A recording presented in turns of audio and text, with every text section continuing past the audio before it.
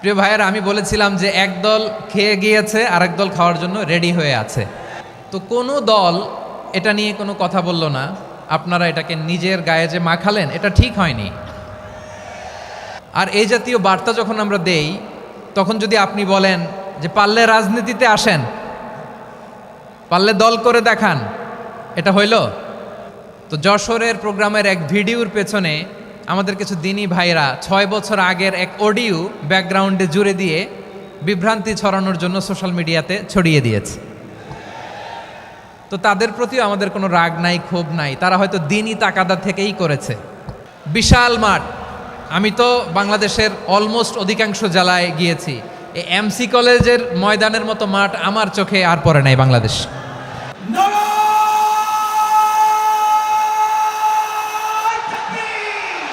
দাওয়াতের ময়দানে আছে মুমিন প্রাণে আল্লামা সাঈদীর উত্তরসূরি।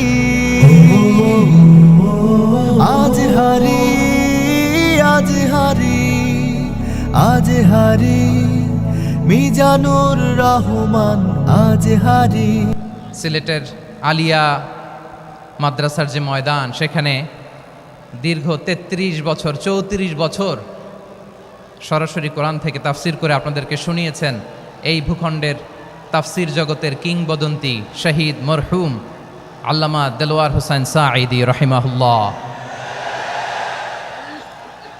আমরা আমাদের আল্লামার জন্য দোয়া করি, আল্লাহ তাআলা মরহুম আল্লামা দেলোয়ার হোসেন সাঈদী রাহিমাহুল্লাহর জীবনের সকল খেদমাগুলোকে আল্লাহ তাআলা কবুল করে নিক। ওনার কবরটাকে আল্লাহ তাআলা কোরআনের নূর দিয়ে মোনাওয়ার করে দিক। আমি আরও সৌভাগ্যবান যে আমি অত্যন্ত নগণ্য ক্ষুদ্র একজন কোরআনের ছাত্র হয়ে কোরআন থেকে যা বুঝেছি, এই কথাগুলো যখন দেশ থেকে দেশান্তরে যেখানেই যাই শোনাবার জন্য লক্ষ লক্ষ দিনী ভাইরা সেখানে উপস্থিত হয়, আলহামদুলিল্লাহ।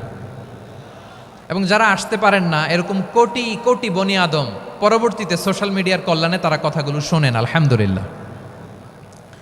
আবার এমনও অনেক আছে যারা আমাদেরকে পছন্দ করেন না, তারাও ডায়েরি খাতা কলম নিয়ে, মোবাইল নিয়ে, ল্যাপটপ খুলে আমাদের আলোচনা শোনেন। আমি তাদেরকেও ভালোবাসি, কারণ আমার স্লোগান হচ্ছে হেরে যাবে ওদের হিংসা, ষড়যন্ত্র, জিতে যাবে আমাদের ভালোবাসা। যারা আমাদের বিরোধিতা করে, আমাদের ব্যাপারে ঘৃণা ছড়ায়, তাদের জন্য আমাদের বুক ভরা দরদ আর ভালোবাসা আছে না নাই? কারণ ভালোবাসা দিয়ে যা জয় করা যায়, কঠোরতা দিয়ে তা পারা যায় না। তো যারা বিরোধিতার জন্য আমাদের আলোচনা শোনেন, তাদেরকেও ওয়েলকাম। যারা আমাদের আলোচনা আউট অফ কনটেক্সট নিয়ে এক জায়গার মাথা আর এক জায়গার লেজ জুড়ে দেন, তাদেরকেও ওয়েলকাম। গত সপ্তাহে আপনারা জানেন খুলনা বিভাগের প্রোগ্রাম আমি দিয়েছিলাম যশোরে আদ্দিন ফাউন্ডেশনের উদ্যোগে।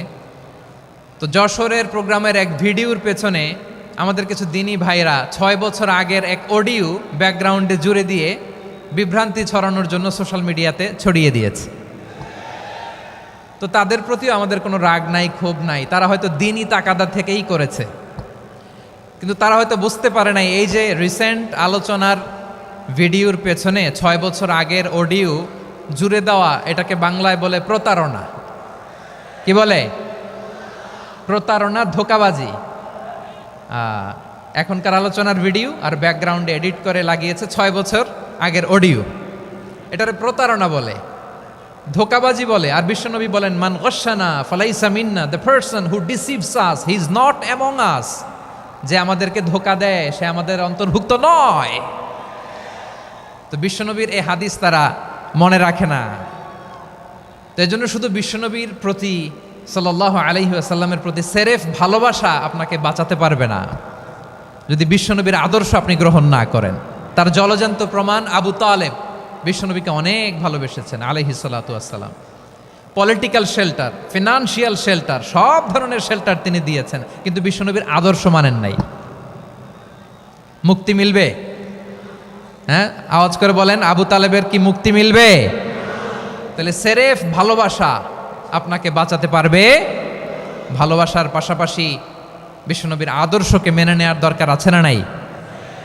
তো যারা এই সমস্ত কাজ করেন আমাদের ভাইয়েরা, তাদের জন্য আল্লাহ তাআলার কাছে আমরা হেদায়েতের দোয়া করি। আবার আমি দেখেছি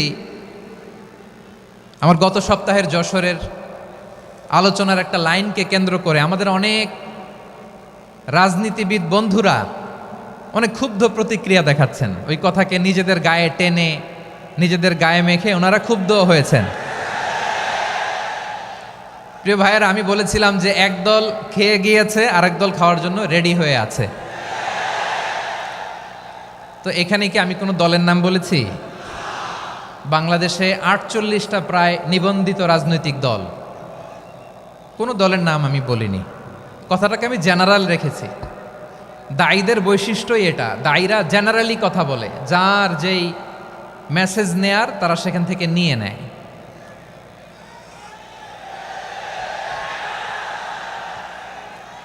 তো কোনো দল এটা নিয়ে কোনো কথা বলল না, আপনারা এটাকে নিজের গায়ে যে মাখালেন এটা ঠিক হয়নি। আমি বলবো যে এটা খুবই অনভিপ্রেত হয়েছে। কোনো দলকে টার্গেট করে বা কোনো দলের পক্ষে আমরা কখনো কথা বলি না। আমরা কোরআনের পক্ষে কথা বলি, ইসলামের পক্ষে কথা বলি, ঠিক কিনা বলেন? সো একটা জেনারেল কথাকে যদি আমার রাজনীতিবিদ বন্ধুরা নিজেদের গায়ে মাখেন, ক্ষুব্ধ প্রতিক্রিয়া জানান, এতে করে সাধারণ জনগণের কাছে একটা নেগেটিভ মেসেজ যাবে ওনাদের ব্যাপারে। এটা হোক আমরা চাই না। এদেশের যত এই যে আমার ভাইয়েরা, এই যে তো আমার প্রিয় রাজনীতিবিদ বন্ধুদের আমি বলবো, কথাটা ছিল ভেরি জেনারেল, এটা নিজেদের গায়ে মাখানোর কোনো দরকার নাই। আমরা এই যে এক্সিস্টিং যে রাজনৈতিক চর্চা, এটা থেকে আমরা বেরিয়ে আসতে চাই। আমরা চাই না এদেশে চাঁদাবাজি, দখলবাজি থাক, ঠিক কিনা বলেন? এদেশে কোনো দুর্নীতি থাক, টেন্ডারবাজি থাক, এগুলো আমরা চাই। আই হেট পলিটিক্স একটা জেনারেশন আছে, এই বেশিরভাগ জেনজি অফ সিলেট, এরা আই হেট পলিটিক্স জেনারেশন, এরা পলিটিক্সকে পছন্দ করে না। তো কেন করে না, এর দায়ভার আমাদের আছে না নাই? আছে। এবং আমরা দেখেছি ক্ষমতার পালাবদল যখন হয়, এক সরকার যায় আরেক সরকার আসে, তখন দুর্নীতির ফিরিস্তি আমরা জানতে পারি, এর আগে জানতে পারি না। প্রতিটা দলের ভেতরেই আমরা এই বাজে চর্চাটা দেখেছি। সো এখন আমাদেরকে শুধরে নেওয়ার সময় এসেছে। এটা এই সুন্দর সময়, নতুন প্রভাতের বাংলাদেশ, নতুন ভোরের বাংলাদেশ, এই সময় আমরা কাদা ছোড়াছুড়ি যেন না করি। আমাদের শপথ নেওয়ার সময় এসেছে। প্রতিটি দল, নিবন্ধিত 48টি সবগুলো দলের এখন শপথ নেওয়া উচিত যে আমরা কোনোদিন আর চাঁদাবাজি করব না, টেন্ডারবাজি করব না, দখলবাজি করব না। আমরা সব সময় দেশের পক্ষে থাকব, সব সময় দেশের পক্ষে থাকব। সেই কথাগুলো ছিল ভেরি জেনারেল। যে কথাগুলো আমরা জেনারেলি বলি, এগুলো জেনারেলি আপনারা নেবেন। আমার রাজনীতিবিদ বন্ধুদের কাছে এটাই আমার কামনা। আর এই জাতীয় বার্তা যখন আমরা দেই, তখন যদি আপনি বলেন যে পারলে রাজনীতিতে আসেন, পারলে দল করে দেখান, এটা হইল? আমি কি এরকম কোনো কথা বলেছি? না। আমি একজন মুফাসসিরে কোরআন, আমি একজন আলেম, এর বাইরেও আমার সবচেয়ে বড় পরিচয় আম আ সিটিজেন অফ বাংলাদেশ। আমি বাংলাদেশের একজন সাধারণ নাগরিক। আমার দেশের যে কোনো সমস্যা, যে কোনো ইনকনসিস্টেন্সি, অসঙ্গতি নিয়ে মত প্রকাশের স্বাধীনতা আমার আছে না নাই? আপনারাই তো বাক স্বাধীনতার কথা বলেন, ফ্রিডম অফ স্পিচের কথা বলেন, বাক স্বাধীনতার কথা বলেন।